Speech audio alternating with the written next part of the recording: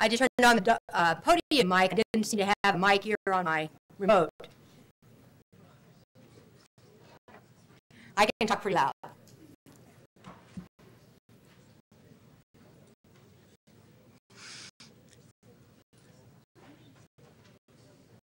Okay. Today we're going to be starting a new topic. No more downers.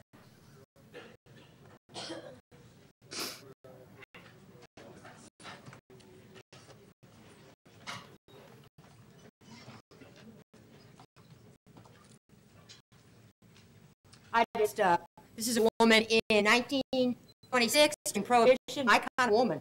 She had a flask on her garter. You know, it was illegal from 1920 to 1933. That's not stopping her. She's going to have fun. I like her little dainty flask.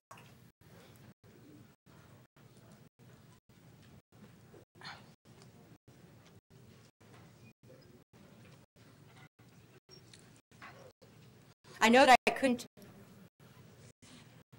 couldn't do the question on Monday, so I'm hoping today that I'm going to go ahead and do a question on the Chapter 6 material.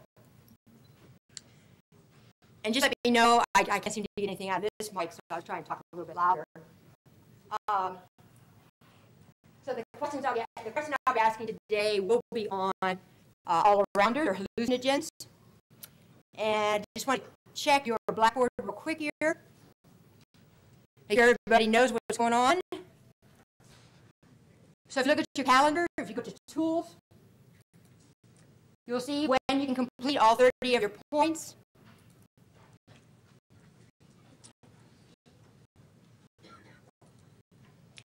You have it available to you all the time. So, of course, on Monday, the 7th, I could not add to a point. I indicated that as 0 points. Today we'll do 2 points, Friday 2 points, Monday 2 points, and then on Monday, the 14th, if you have not missed any days, right here you should be able to have your 30 points, right here, on the 14th. So I did say that there would be extra clicker sessions because we still have extra to go. So people who have missed clicker because they forgot it, had a bad battery, something else happened whenever you're making the class, this is an opportunity for you to make up your points that you missed. You can only get 30 points, which is 10% of your grade of 300. That counts towards class participation, so that's 30 points. Once you have that, I'd rather you not keep responding because I have to go back and make sure nobody is over 30. So after this, you'll have 2 points, 2 points, 2 points, 2 points. I'm going to change this up to 2 points. You have 2, 4, 6, 8, 10 points that you can make up at these extra clicker sessions. I just ask a question like I always have. And people who don't have their 30 can respond, participate, and continue to collect points. So everybody should be done. There's only 8 clickers after April 25th. The calendar also shows you that the online course evaluations have started. So if you saw the 2 announcements that I made, one of them was on the ability to earn 3 extra credit points by filling out a course evaluation. I'm doing this because the dean of the College of Sciences is upset because he says we're not getting enough course evaluations, and he wants to have those for when the college goes through some kind of an evaluation itself. So I'll give you 3 points. I believe you can access these if you go to ASAP, log on. I think there's a link there. If you're a freshman, talk to some upperclassmen. They've been through it. Usually get pretty inundated by information. Do a course evaluation. So just be honest. It doesn't take very long to do it. I don't ask you to do one favorably for me. Just do an honest evaluation. I just want to have the ability to tell the dean that we've got more evaluations. You don't have to email me. When you complete the evaluation, turn it in online. ASAP begins to collect a list of everyone in my sections, my classes, that completed one, and I'll see your name there, and you will have 3 points added to your highest exam score. So I made an announcement on that. You may want to check those announcements. Also, starting on the 20th here, can't see it so well, but all online quizzes are open between the 20th and the 27th. So if you look at this calendar, if you click on here, it gives you more information. So So if you missed the deadline on a quiz, now's the time to backfill it. So if you missed this deadline, I'm going to close on April 27th at 11:59. I can't help you after that. I mean, I've done everything I can. If you can't handle completing them at this point, then you just don't get the points. Okay? You just need to step up a little bit and not miss deadlines the way some people have. I know there's a lot of people, once they knew that the quizzes would be reopened, they're doing them, so I'm going to cram them in that week. You know, and if they cram them in that Sunday, well, you know, whatever.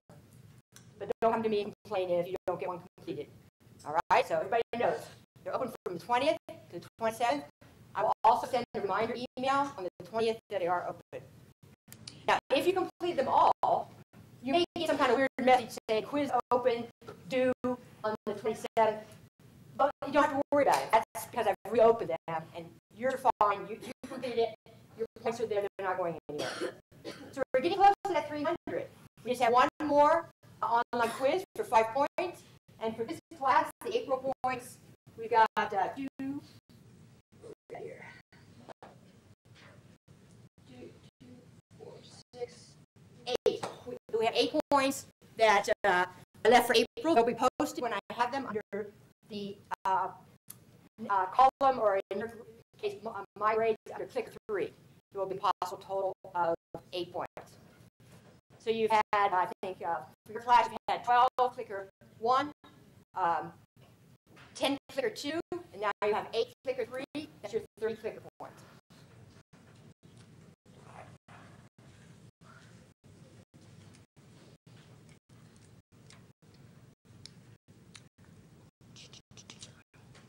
All right.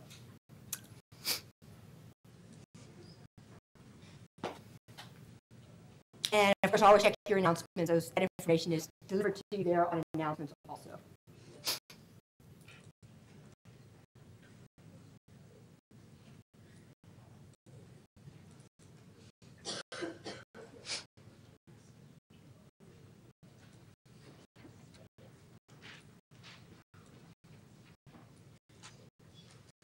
All right. Before I start talking about these drugs, a lot of this, before I start listing to this class, this is kind of an introduction. You don't have to be studying, you don't have to be looking at that. I'm just kind of saying that humans have used psychoactive drugs for thousands of years. They would identify a plant or a fungus or something else that would alter their perception of reality. So that's a common thing that every drug in this class has. It's a little bit more shotgun approach. It's not as specific as a stimulus. Where every drug, stimulant does this. If you do this, you're a stimulus. Downers do this. Very clear cut. All rounders, the one thing they have in common is your alteration of your perception of reality. And I want to mention a little bit about this before we get started. People often don't really understand how our brain processes reality. So these drugs have initiated a lot of fear in some people. They assume that if something is causing you to see things or feel things or hear things, that it must be destroying your brain, because those are symptoms that you might see in somebody who has a mental illness. And it is true, there's some overlap, but the effects of these drugs tend to be, don't overlap directly with what happens when people have a disease like schizophrenia, and they hear voices when there's nobody there, and they have delusions, false beliefs, and things like that. So what I want you to think about right now is you do not see things, everything in reality. Your brain, even with 100 billion neurons, doesn't have the time to focus on everything that's around you. So your brain is constantly selecting, just paying attention to what's important. So you can imagine back when we were hunter-gatherers, avoiding predators and finding game and finding food, that was important, and that's what you focus on.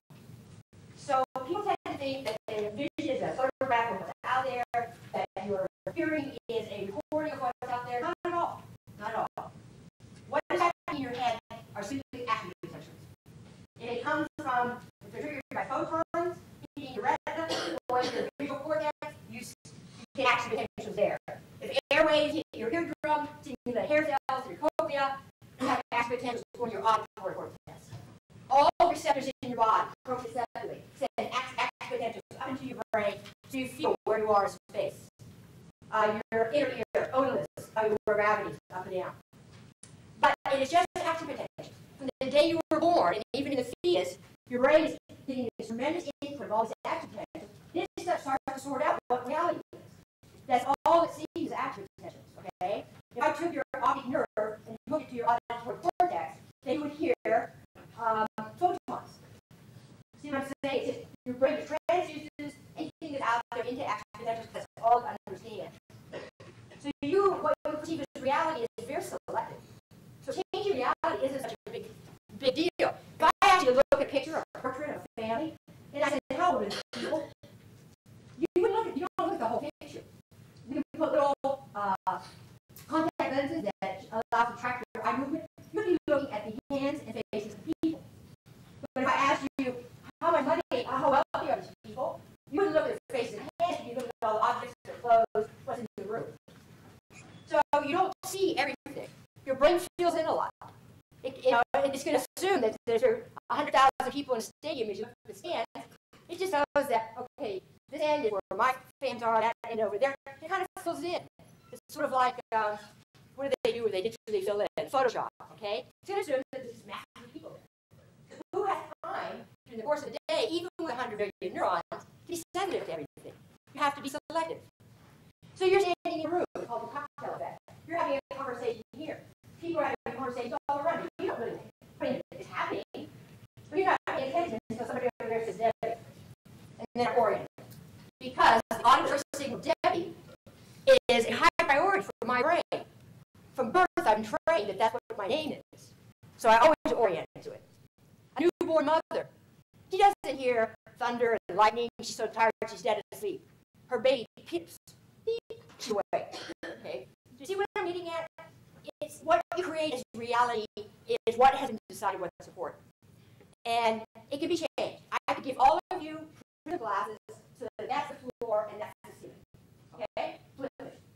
You're kind of sitting there. There's the chair before, there's the ceiling. You pour this water, it will pour upward into the glass.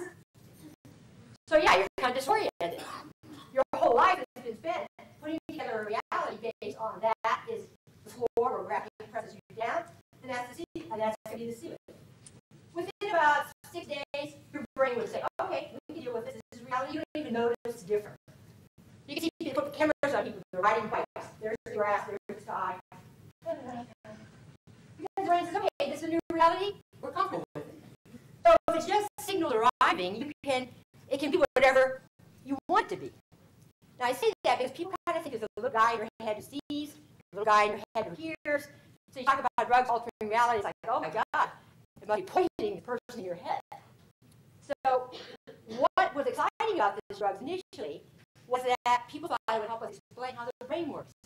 Because it could cause you to see reality a different way. And some people see reality incorrectly. They're not mentally ill, but they're consumed by anxiety. They're constantly thinking that the next moment is going to be a catastrophe. I will flunk. I will have a car accident. My child will die. And that's not reality. That's something generated by action potentials. And if you can change that person's reality, you can help, relieve them of that problem. But you have to accept the fact that it's just being generated by brain cells. It's action potentials.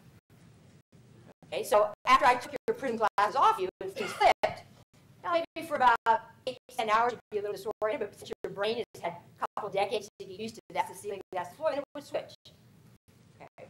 So people who are altering their perception of reality, things are being processed differently. That's it. Okay.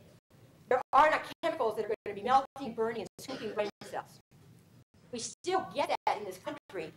And I have college kids who still are going to say, well, LSD source is responsible for it. Sit on your head and trips better. And it comes back out and then has flashbacks.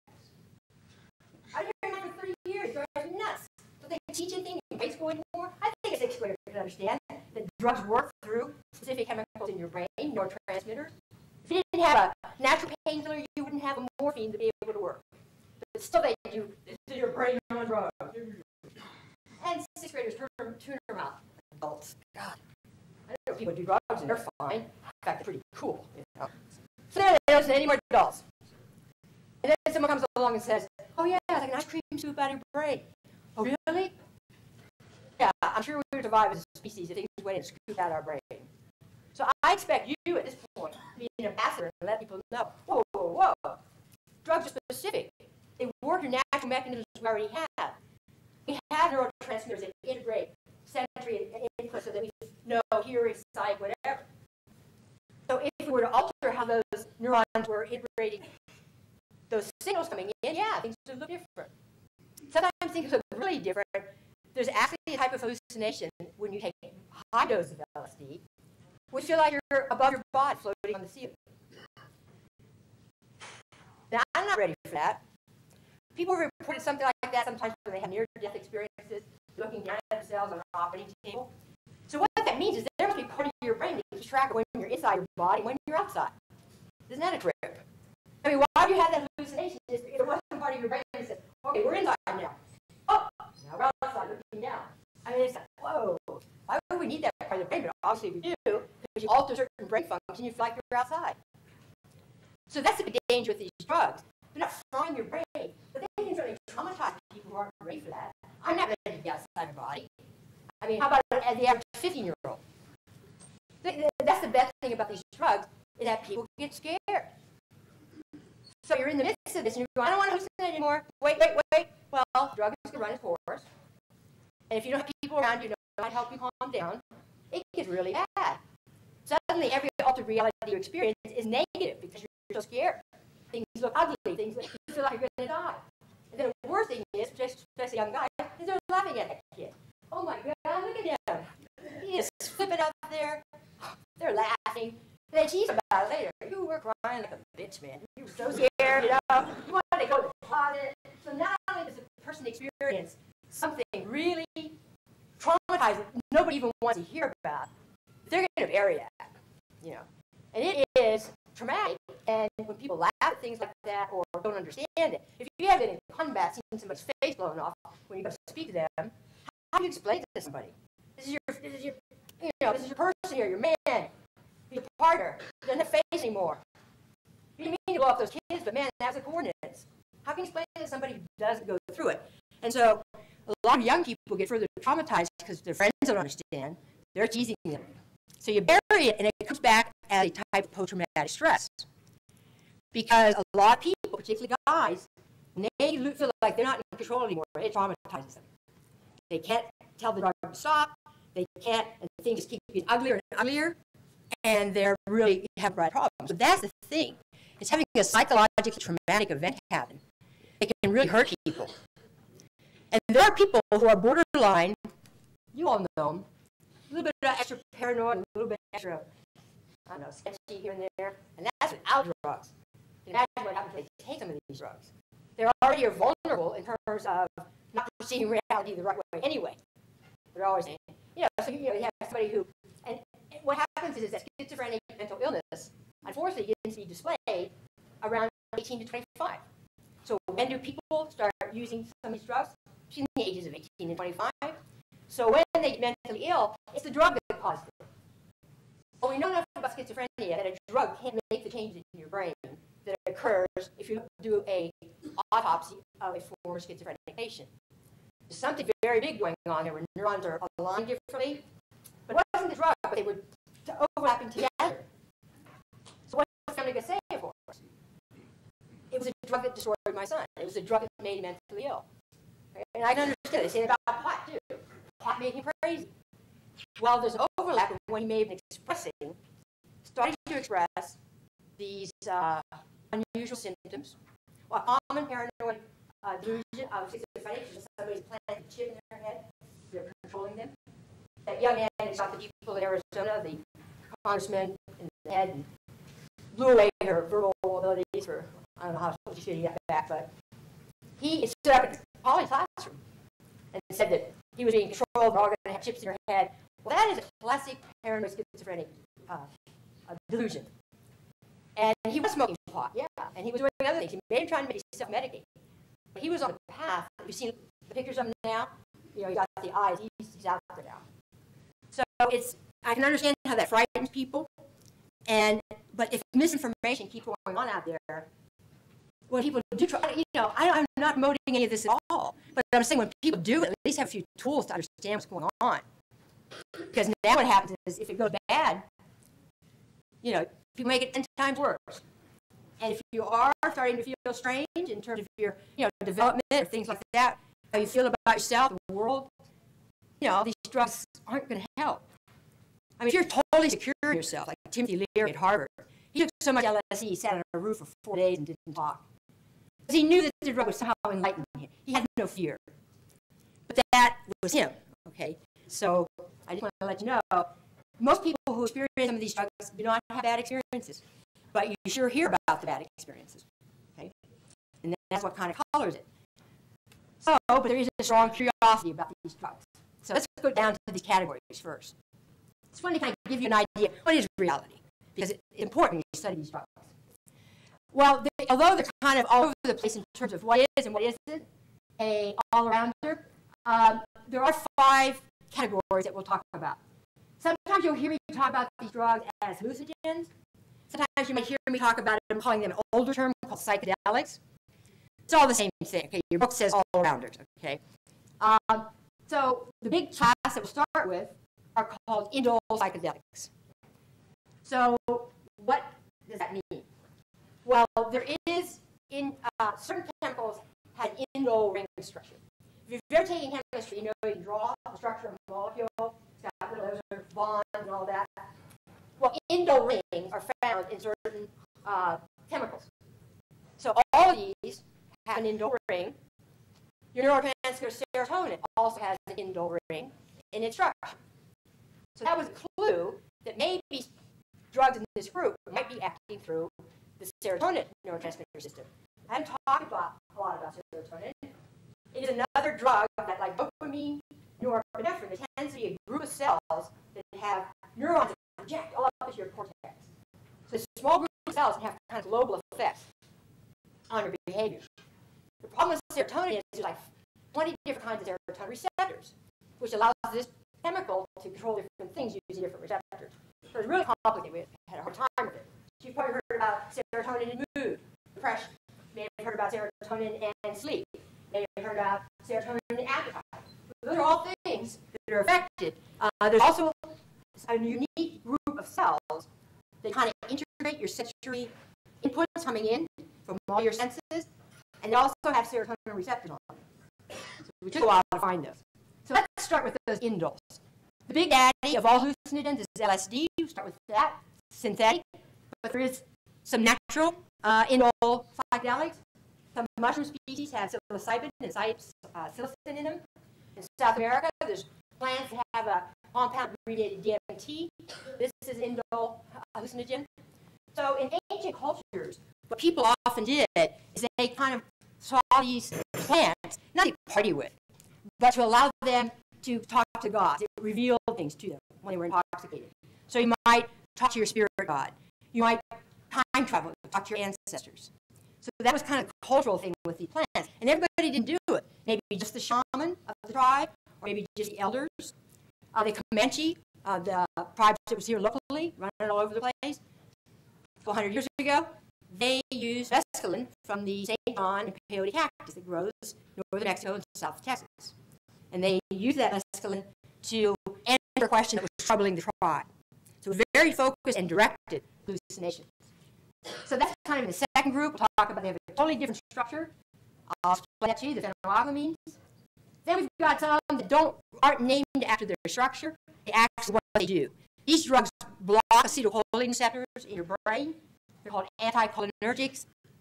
People don't party with them that much because it's kind of a delirious, unpleasant experience. But I'll mention a few. The fourth category, again, is kind of a catch-all. I'll mention PCP, phencyclidine, and its cousin, ketamine. What's going on there? I'll mention salvia divinorum and some other drugs that kind of don't fit neatly into these other categories. And the last thing I'll talk about is the cannabinoids. And now I should change this. Most people refer to them as cannabinoids.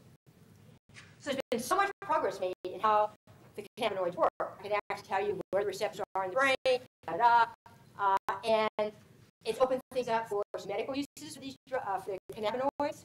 And in our society, things are changing. Most of these drugs were all put on Schedule 1 because of fear. So Schedule 1 means no health benefits, very potential for abuse. And then of these drugs really, I mean, there's very few people that want to become addicted to LSD. I mean, the thing with these drugs is they're so powerful. If you use it 3 days in a row, you lose your hallucinations on the 3rd day because your receptors desensitize so fast, being overstimulated. So, the more, and in fact, some of them may have medical problems, and marijuana has been used for, you know, hundreds of years as medicine. So it's not in the high addiction range. It's not, and it does have medical uses, but it was a political thing. I mentioned when Prohibition was repealed in 1933, people said, listen, we're going to drink. People are, it was kind of like, if you have a law that too many people disobey, it becomes fractious in society. So that happened with alcohol. That's why the 18th Amendment was repealed by the 19th Amendment, 1933. So the people that were anti-drinkers kind of were sort of out of job. They had set all these political offices.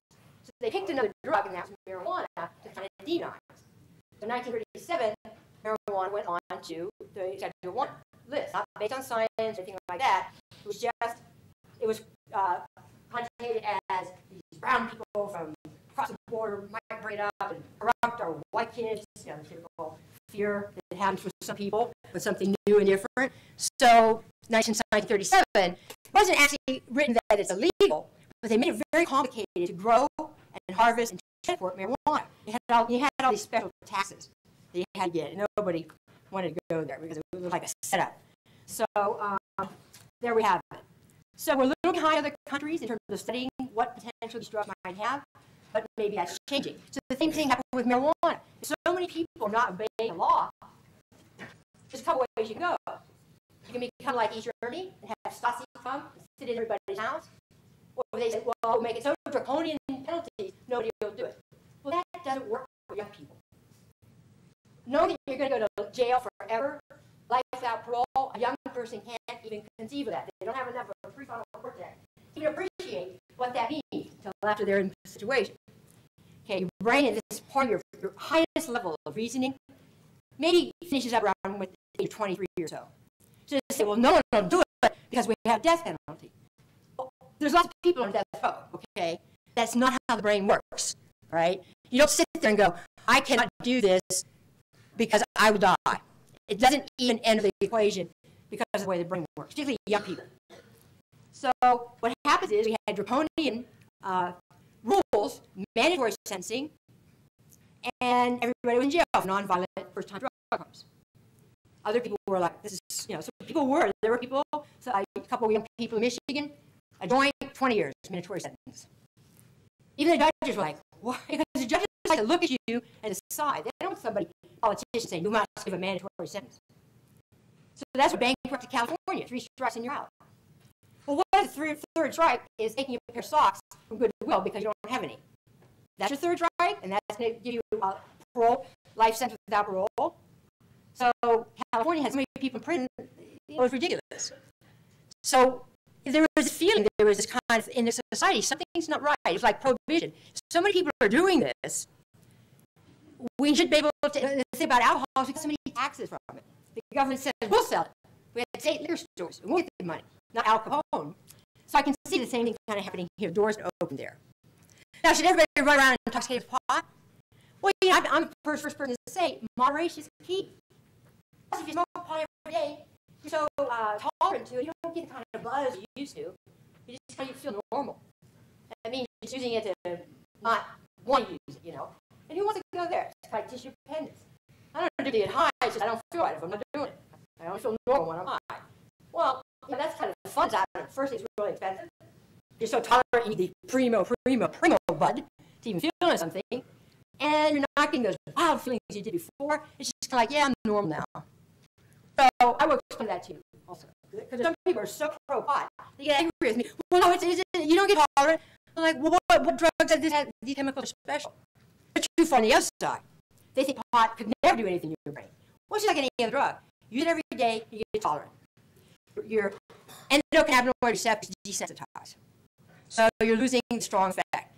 Someone who's never had it, I had some hydroponic, I think I told you guys that. I hadn't smoked pot in years. I was a real pothead in college. I had a bong in my backpack. You know, it was real. I went to a small liberal arts college in Ohio, in the Amish country there. 1,000 students either studied or you partied. And we were like, you know, these kind of throwback hippies, flower child. But somebody offered me a joint, and I guess it was this high pond. It got so high. I mean, so high, it was painful. You know, and I didn't know this guy so well. I'm looking at this guy's apartment, and I suddenly realized it's so filthy. He had these 3 big dogs, and they're like stinky. Like, oh my God, you know, when you're high, you just get like freaking out, like, why am I here? This is so bad. I go out in the parking lot, I can't find my car. I look around, I hear the building I came out of, just wandering. You know, you know. It was not fun, okay? I had no tolerance, and he was sitting there perfectly normal, because that's what he does. So I'm just saying, if I had been in a better situation, with this examples of the drugs, the mood you're in and the surroundings you're in color your experience.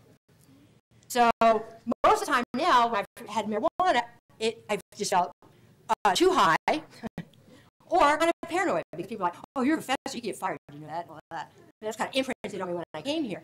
So, of course, I get paranoid when I smoke, because I'm not with my old buds I used to have. I mean, buds like friends.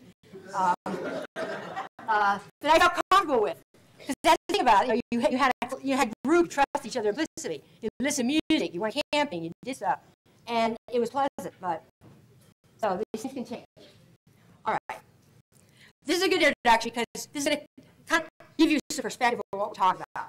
I do want to just say here, the problem with these drugs, I can't give you always the latest. It hasn't a problem getting documentation because they are Schedule 1. There's a lack of standard doses. How much THC is in that 1 hitter or in that bong, you know? Nobody measures it, so you say, oh, I got really high. Well, what was the dose? Well, I don't know. The joint was this thick, and, you know. So if you don't know what doses people are getting, or blotter acid. Well, it was a big purple thing of blotter acid for LSD. Well, what was the dose? You know what you took. So that makes it hard for scientists to study it.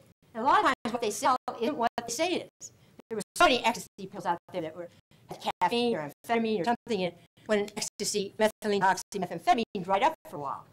So you're not even getting what you think. So people have experiences not related to the drug. So you kind of, skip through here. Obviously, do all work through neurotransmitters. Usually, there's one base neurotransmitter. So the other problem is how you feel depends on the size of your dose. A little bit of LSD is very different from a lot of LSD. Your past experience with the drug, if you've never been experienced marijuana before, is different from somebody who does it all the time, or somebody who's experienced psilocybin before, mushrooms. Your emotional makeup. Are you relaxed? Are you happy? Are you paranoid? Are you scared? Exactly where are you in that mood when you do it and your surroundings? Are you safe at home with friends watching a movie? Or are you at a concert, you don't know anybody, you lost your ride home, and now you're like, God, what am I going to do? So those things all affect it, so it's hard to predict. All right, now if you look at physical effects, they tend to lean towards the stimulant. If you see these things, you should think it's stimulants. Increased pulse rate, blood pressure, sweating, nausea, sensitivity to sensory stimulation. Those are like your autonomic system is kind of gearing towards the stimulant response. In terms of the emotional, mental effects, I just want to name 3. I can hear you guys talking. Can you just, not talk? Thanks. So the 3 things here are actually psychiatric terms, but they do have some definitions. So to have certain mental effects, you can have what's called an illusion. You don't need to know these for your define an illusion. Is there's a garden hose, and I look over for a second, I think it's snake. You mistake something that's out there. You mistake that's not a snake. Oh, it's a garden hose. Probably most scary are delusions. These are mistaken ideas or beliefs. And if you have a delusion when you're intoxicated with some of these drugs that your friends are really going to kill you, they're looking really strange, they're going to put you in a trunk and dump you somewhere. And no matter, when you're in the midst of that delusion, you can't just tell the person, stop, get out of here. Because they are in the midst of a mistaken idea that you can't just laugh away. People who have certain schizophrenics believe they're someone famous. Jesus Christ, Sherlock Holmes, Abraham Lincoln. Okay, they have a specific delusion. And these are very smart people. You think, well, yeah, you tell them you're not. Look in the mirror. And they will have so many reasons why you are wrong and they are right. It will make your head spin. They're so smart. So delusion, sometimes you just can't try and refute it with an intoxicated person. But you do have to keep them calm. If it's a negative thing where they think somebody's going to harm them. So that will go away. This has been generated by a drug. And then a strong sensory thing would be true hallucination. There's no garden hose there, and you still see something that's a snake. So you're actually generating something out there through your sensory system that, you're generating. Okay, it's coming from inside you. And that is not related to what maybe you're seeing normally from your photons and aerosols and things like that. So if people aren't ready for that, so it's illusion, delusion, and hallucination, that can be frightening. Some people feel some kind of enlightenment, a new way to look at reality with these things, but some people have bad experiences. So the drug I'm going to introduce you to, that's the first indole, and it's the most potent drug that we'll talk about, synthetic. It also has the most misinformation and urban myths and things like that about it. It is LSD, stands for lysergic acid diethylamide. A specific, actually specifically, is LSD-25. It was first manufactured by a brilliant synthetic chemist, Albert Hoffman, who was working for Sandoz in Switzerland, and he was synthesizing drugs for blood pressure, to change blood pressure. And he was extracting these chemicals from a mold, a fungus. So he wasn't trying to make a hallucinogen. But there are some molds that grow if you eat bread that's made from the grain that has this mold on it. You ingest this toxin, and it causes your peripheral blood vessels to just clamp. I mean, talk about constriction. So they start burning because you don't have any circulation there. And you can actually have gangrene set in because you can't get blood into your fingers or your toes. It's called St. Anthony's fire. Well, something that has such a strong effect on blood vessel constriction, he was very interested in seeing what that molecule looked like, then maybe try to change it around a little bit, because sometimes you just change the molecule a little bit, and now it would lower blood pressure. Okay? So that was a thing when you're a synthetic chemist. So he had about a couple hundred compounds on the shelf. One of them was LSD-25.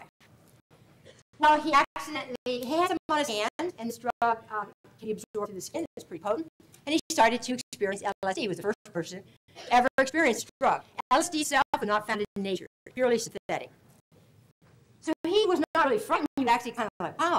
Next day, he purposely exposes himself to some LSD, not knowing that this is very potent.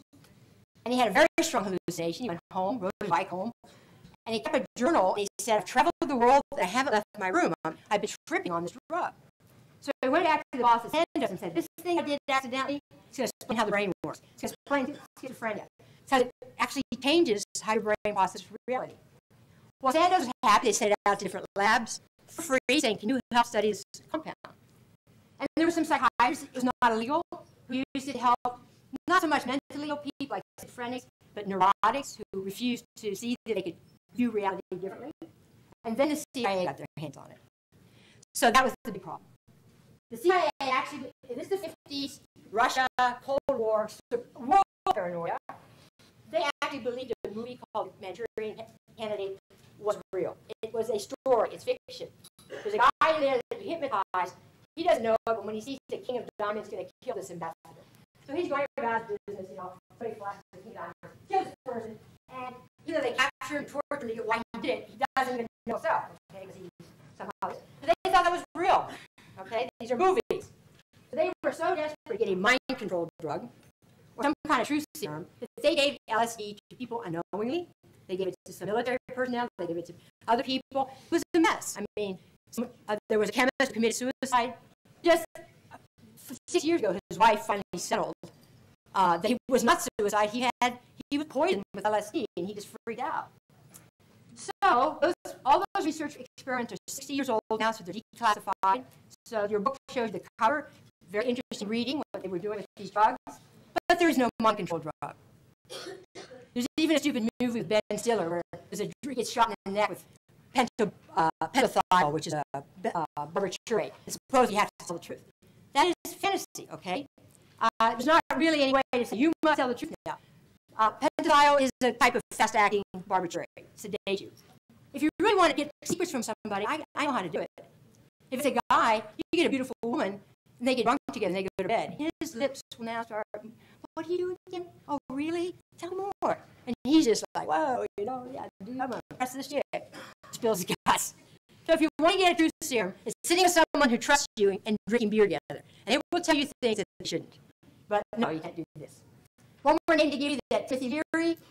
he was in Harvard psychology philosophy. Again, LSD was not legal. He wanted to study it in terms of how the reality, the universe exists.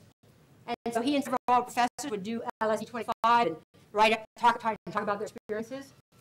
He kind of got labeled with his tune in, turn on, drop out, which scared every parent. It was basically saying, tune into the real world, the Vietnam War is bad, turn on to drugs and drop out of college. Now that's a pretty drastic thing. You can imagine, he got fired. And he says that he really didn't say that directly, it was misquoted. All right, so I'm going to give you a question here on LSD. You haven't given it to you. I'm just going to give you a hint. The doses of LSD are so small, we haven't talked about drug doses that small before. So get your clicker out, we'll ask the question.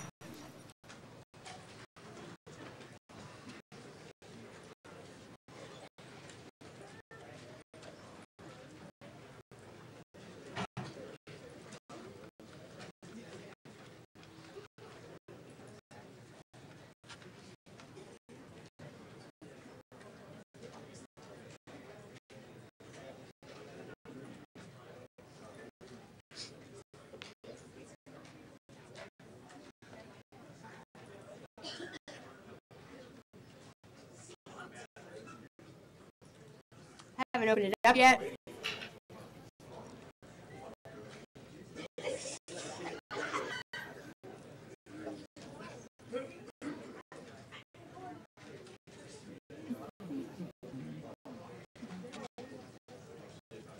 All right.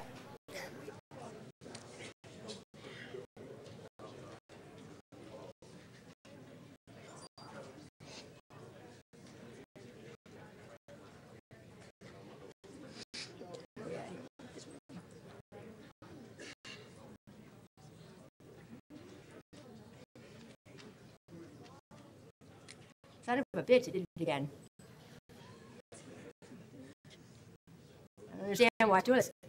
Fix it with the other classes. I really want you to get these, I mean, I have to give you these points. Just give it a point. I know. Got it.